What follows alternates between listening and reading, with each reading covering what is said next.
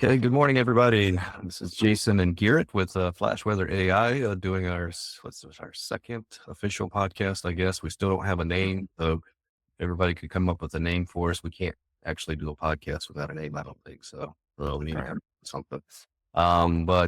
Yeah, we got the winter storm that we want to talk about, Garrett, that's coming through. Before we do that, we are not just a weather podcast. We're all things podcast a little bit. So you're pretty happy with your Penn. I didn't jinx them. Penn State got through. Uh, Yeah. who's their next matchup with? Yeah. Notre Dame Notre Dame. Thursday night in Miami. So Gotcha. we're one step away from me maybe coming out and seeing you in Atlanta. So, Okay. All right. So you put all your chips in the final oh game. yeah. Okay. All right. Yeah. I got you. Yeah. Been holding off. Yeah. Yeah. No, I understand. So, yeah, it should be good games. We talked about last time a little bit of comparison of the football and, the weather and most likely scenarios and all of that, and how, despite the seedings, that Boise State and Arizona State maybe have the least chances of something actually occurring, but it's still possible. Turns out, looks like for some of our predictions, at least, that maybe some of those lesser chances are going to be coming to fruition here in the next couple of weeks, so, or at least through the end of the week. So it'll be interesting to see, but still got a long time to go. I did want to, we'll be going back and forth and sharing on this. I'll share first here, and kind of wanted to look at the previous winter storm and what it did. And so this was a significant one. I'm just showing the snowfall here, but we had just south of this line, we had a significant area of ice as well through Kentucky and portions of southern Illinois into Missouri so some areas that got 3/4 of an inch of ice, which can be quite devastating. So, I saw one meteorologist mention yesterday, and he's quite right, that there's always the fun part of the storm, and then there's the bad part of the storm. And the fun part's always the snow. And, if you're not used to it, especially here in the South, getting out of school, but then there's the dangerous part and the roads and all of that. And so the ice was certainly an issue in these places, but historic snowfall in some of these areas, the most in 30 years. So if we zoom into the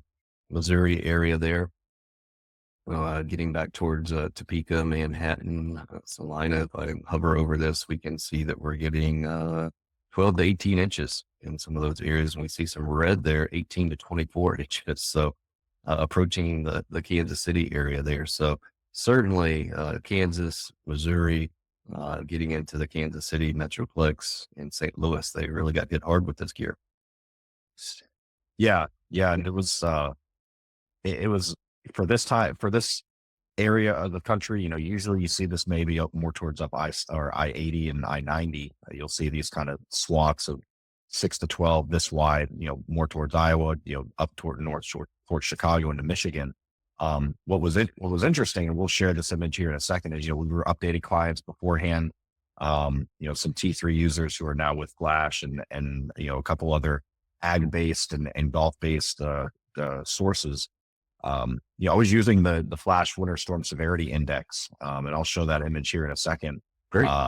3 days out in advance, and it almost matches up, like just almost like an overlay of where the heaviest snow was. And so, obviously we're, an all encompassing podcast, and obviously we're with Flash and talking about Flash. I just loved some of the features that are in there and using things like the Winter Storm Severity Index. And I'll show that image here real quick. Just Okay.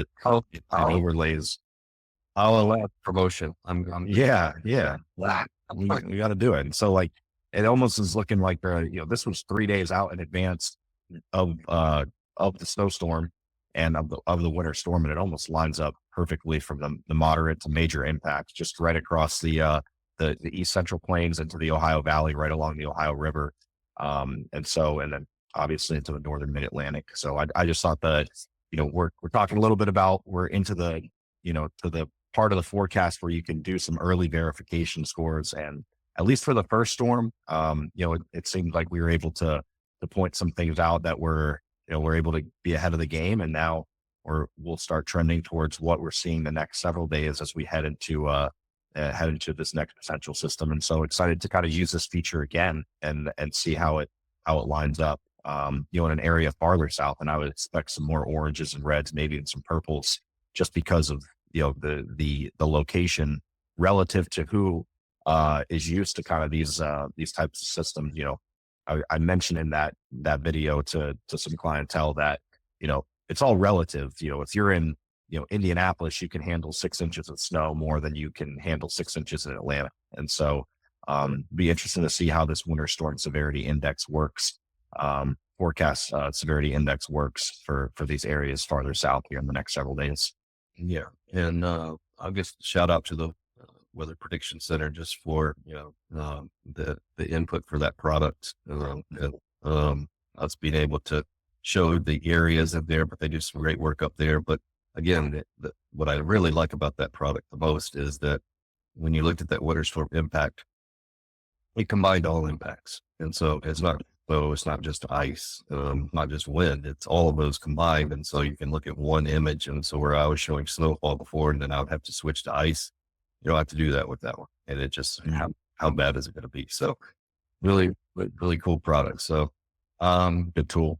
yeah. It's a good tool. So, And like what we're talking about with communication, it's pretty, you're not talking about amounts. Sometimes people get lost in the amounts. You're talking about, hey, are your impacts major? Are they minor? Are they moderate?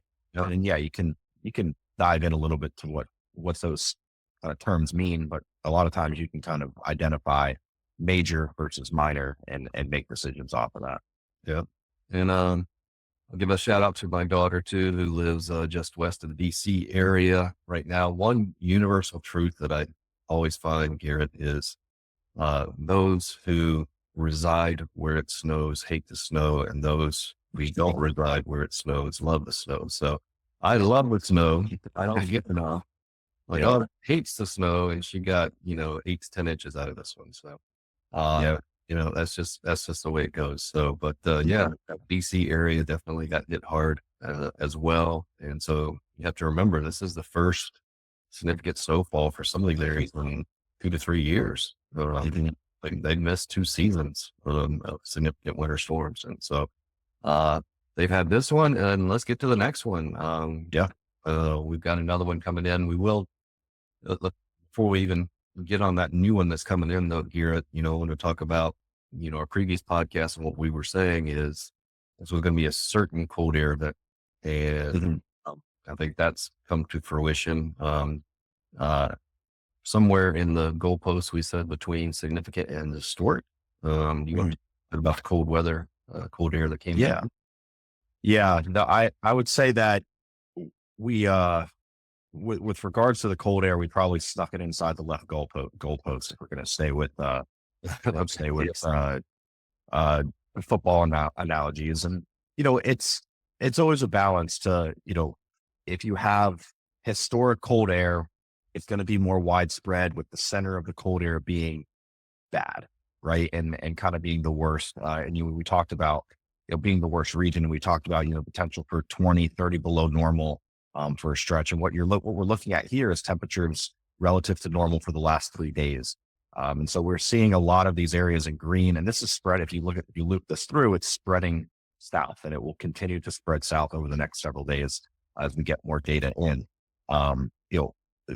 What you get is, where's the peak of the cold air, and how expansive is the cold air? And I would say that we nailed where the peak of the cold air would be and where the worst of it's going to be, which is the Ohio Valley into the Tennessee Valley and the upper portions of the Southeast.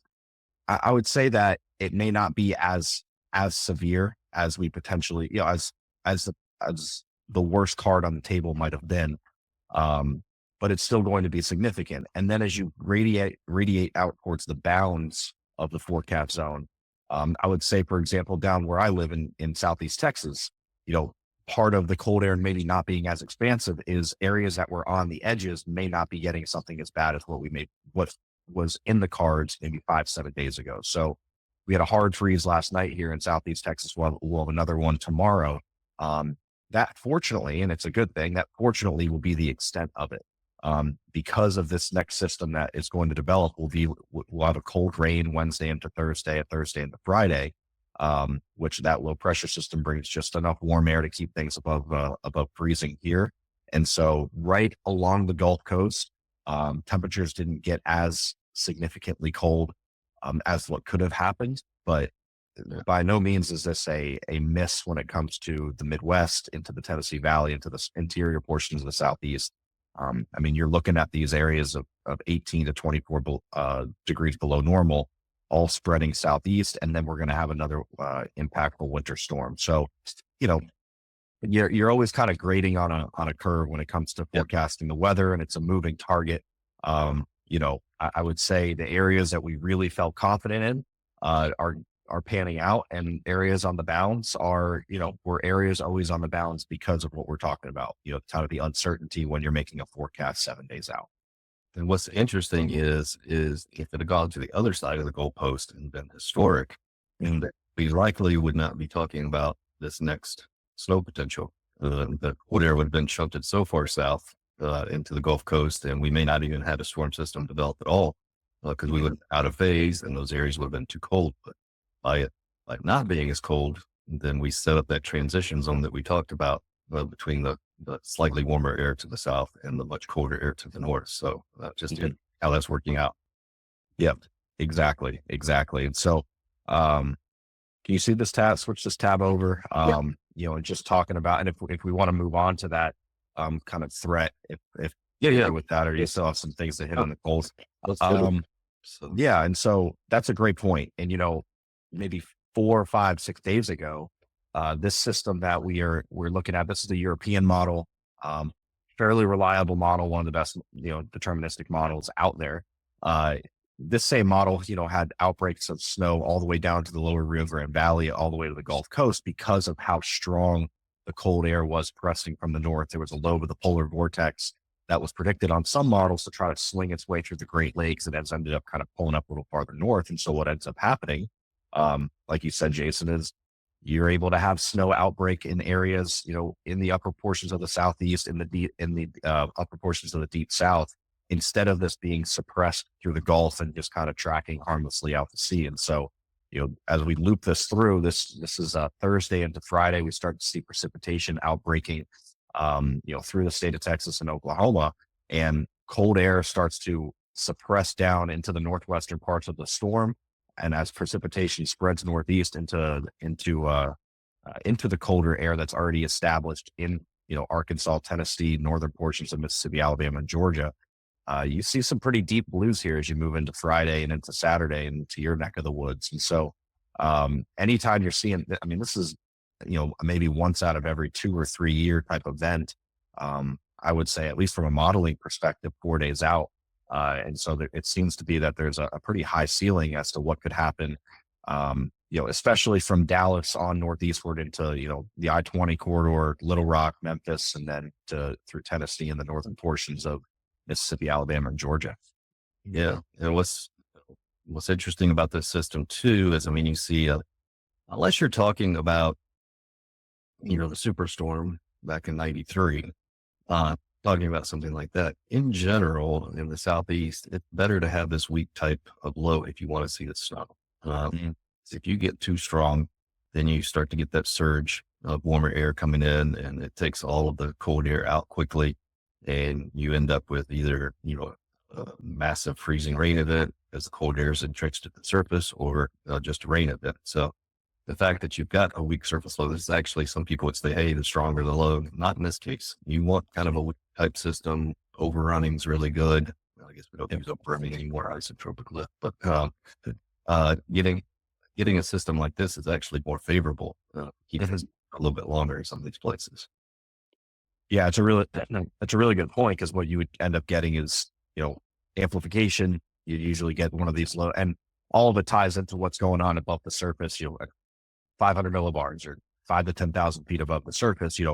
If you're going to get more energy, for the layman, in layman's terms, more energy kicking out of the southwest and more phasing, that is what leads to, a low pressure kind of ramping up. And instead of this being 1,008 millibars, and you're getting overrunning over the top. In the Bastardi household, we still use the term overrunning. So, you get overrunning precipitation, over the top, with this weaker low, instead of getting something more ramped up and trying to track up through, Alabama, Georgia. And that's what, tends to happen with some of these bigger events that you see in the Northeast. So what you end up getting here, like you said, is something that just kind of rides along the Gulf Coast. And if you notice, it's, 1,008 millibars over New Orleans, actually almost kind of it sort of weakens or just maintains itself as it heads into the Florida Panhandle, which actually doesn't allow for the warm air to surge too much into some of these areas that may be wanting to see snow. But it looks like, I mean, right where you're at, a lot of pink here, a lot of orange, not what you want to see if you're in Metro Atlanta. And so, which could be a nasty sort of event. You almost want to see the snow more than you would want to see the freezing rain, just from an impact perspective. For sure, for sure. So, I know the road crews will be ready. Particularly, I know ever since the snow jam, and Mhm. a year after the snow jam, I couldn't see the interstate because they put so much salt out, even when it didn't snow. Yes. Yeah. Then Go prepared. ever since then and prepared. So that's good. But if you get that level of ice that we're going to be talking about here in a second, then that's not going to be good. So, um, Yep. yeah, if you want, well, let me share mine a little bit. We're going Yeah. to go Go for it. so we'll Yeah. start with the snow, Mhm. and I'm stealing your graphics from last week. I really like those. So, Yeah. but, Probabilities are nice. the probabilities are greater than an inch of snow. Remember, Garrett, the stuff that was over the uh, Kentucky and getting into Virginia and up there was 100%, right? So now we've got greater than an inch of snow. What are the chances? Well, look at that. If I scroll down here, we can see 90 to 100% getting into that areas of northern Alabama, northern Mississippi, Arkansas, and North Georgia. And so as we go through time, that tends to kind of stay in that area there, even down into the metro for Atlanta. You've got what's 80 to 90% there. So Hmm. getting at least an inch of snow. How about greater than 3 inches of snow? Still, that area up in North Georgia, I mean, that's 70 to 80% of seeing at least 3 inches. Here in Mississippi, 80 to 90%. So I think the big question right now, if I shift this a little bit, is in your area there in Hmm. Texas and the Dallas metro. Yeah. Early indications were, you know, 10 inches a foot. Now, maybe not as much, but it's still on to Yeah. I'd say the forecast is more complicated the farther west as the storm kind of initiates and gets going. Just to give different dynamics involved, we talked a little bit about an upper level low, uh, and not to go too much into it, but they can be very volatile. It's diving out of the Rockies. You have higher elevations in the Rockies. You have the mountains of northern Mexico as well. That just kind of makes the forecast a little bit more fickle. When you have the storm just starting to develop, it's sometimes hard to determine exactly when it's going to develop, where the precipitation starts to overspread. And so what you're looking at here, um, in looking at the percentages and probabilities of snowfall in Northeast Texas, this is bounced around a little bit, and we're really just monitoring the southern and southwestern sort of bounds or edge of this forecast. And the DFW Metroplex is right in that region. Um, I think regardless, just my 2 cents on it, regardless, I think we're going to see an impactful winter storm in Northeast Texas from Dallas on northeastward.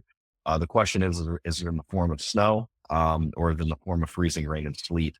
There's been a little bit of a trend towards a slightly warmer solution, which would be, you know, lend a hand to starting as rain and then as cold air comes in and collapses in, transferring over to maybe sleet, freezing rain, transitioning over to sleet, freezing rain, and then ending as snow. And so, but the farther east you get, the more confidence you can have in at least a more widespread snowfall. And if Jason, if you were to change the run, so if you went to the left side of the screen and just backed up maybe the 18Z yesterday, um, what we look for, yeah, there you go. What we look for, so perfect. What we look for in these models a lot of times are trends, right? And where are the models trending helps us just have a little bit of an idea of, how the atmosphere or how the models are reacting to what is occurring in the atmosphere. And so if we're looking at here is yesterday afternoon's model run, for at least the potential for at least 6 inches of snow. And, we're looking at these darker yellows and oranges, more in the, in the probably 60, 70, 80% category. But then if you go back to, the latest run, which is earlier this morning, that's a pretty significant decrease. And so that's the trend we're looking at right now back farther west. But I would say that doesn't mean that the trend is always going to stay that way. What you end up seeing a lot of times are this windshield wiper effect. And with the forecast of sort of as volatile, at least farther west, as trying to nail down where exactly an upper level low tracks and where a storm starts to develop. I would tend to bet that there will be a couple more shifts here and there. I think regardless, the moral of the story is whether it's all snow, 4, 6, 8 inches of snow in DFW, or if it's 2 inches with sleet and freezing rain mixed in, it's still a very impactful event, probably equal amounts of impact when you start mixing in that freezing rain and sleet. Yeah, I think that's the last thing I kind of wanted to talk about too. One of the last things is, despite the perception out there, the forecasts are largely on target for a lot of these events, especially as we get to that three-day time period. We really start holding in on a solution. They're pretty accurate. Where the failure most of the time is that either the communication of the impacts or the interpretation of those impacts. So I remember all the way back to, I don't remember what year it was, but one fall when there was a nice early season snow in the Boston area. And everybody said, oh, it's just, typical Boston snow. And what they failed to realize was the leaves hadn't fallen off the trees yet. And so the snow came down on the leaves, and then that took down all the trees, and the trees took down the power lines. And so then you had this huge mess and power outages. Same way with snow jam back in Atlanta, several years ago. It's been quite a while ago now, but, hey, it's going to be 2 inches of snow in Atlanta. No big deal. But you've got temperatures falling from the 40s to the lower 20s in a very short time, and converting this sheet of water into a sheet of ice, and then having 2 inches of snow fall on top of that. The failure to see the impacts of the situation. So I always look at these and say, what are we missing? And you've already mentioned it many times, but it's this, I think I got the freezing rain potential here. I think it's going to be this ice potential. And so you mentioned if Dallas doesn't get as much snow, they still have the risk of getting the ice, which you see here. Generally light amounts and glaze, but then there's some heavier amounts in there too. So getting close to inch, half inch there. And then as we shift to the southeast portion, with this going on, you really start to pick up quarter inch of ice through the Atlanta metro, combined with the snow, and then getting into eastern North Carolina. That's a significant event. And so, interesting is snow in the south, and people are focusing on that. Really stay vigilant in focusing on the ice potential with this, because that can really cripple an area for a significant amount of time. 2 questions for you. First, a kind of local Northeast, central to Northeast Georgia question. As you look at the forecast there and live there, this to me looks like a cold air damming signal, because you're getting, lower temperatures closer to the surface. You get cold air damming that far south in a situation like this, where, it could transition to rain or freezing rain. But just because you're getting that wedge of warmer air above the surface, does that occur that far south into Georgia? Well, it occurs just about to the edge of the fall line, which just kind of through this area here. But certainly in this area, this is a prime area to see the wedging. And then, the models are invariably horrible at picking up situations and forecasting it. Actually, some of the short-term models do it a little bit better once we get closer to the event. But as you get rain, freezing rain, as you get that column falling into that wedge, it can strengthen the wedge and make the cold air even colder, and bring that cold air further than you thought it was going to come, and result in even more significant ice than you thought. And so that's happening time and time again. So that's one thing we'll be watching. I will say, I don't think this is a classic wedge type situation, but there will be some impacts of that anytime you get, what we're talking about is the cold air coming in down here on the lee side of the Appalachians and kind of getting trapped against those peaks. And it just has a nice little area to just develop right there through Georgia. But that's kind of the prime area. This area down here, not as much wedging and just evidence of the cold air that's in place and coming down. Turning trend. Yep. Yep. Okay. So we encourage that too. So, Okay. let's just, And then, my second question is just as someone who has issued these watches and issued these warnings for for a National Weather Service office, do you, would you ever take into account, and maybe I'm thinking more of Dallas in this scenario than Atlanta, but what you talked about with the snow jam, a few years back, will you take into account, or will an office in general take into account, the potential of an area starting as rain, transitioning over to, below 32. So that rain, maybe, I mean, what we saw in Dallas, there's only maybe a tenth and a half of freezing rain, but it looks like they may start as rain, then freeze up underneath. When issuing, making a decision that's borderline between a winter weather advisory and a winter storm warning, at least in the South, is that something that's ever taken into consideration, just how impactful, maybe you're not getting the criteria of what's falling from the sky, but just how impactful the road conditions will be when deciding, maybe we go with a warning here instead of an advisory? that's a super question. Yeah. It used to be that everything was strictly tied to amounts. And so you need this amount of this or this amount of this. And then we found out through these other events and not all events are created equal. So hopefully there's, I've been away from the weather service for 3 or 4 years. Hopefully there's uniformity across the South, but I know at least most offices have that caveat in there that if it's going to be an impactful event, even if you don't meet criteria, you still have the right to issue a winter storm.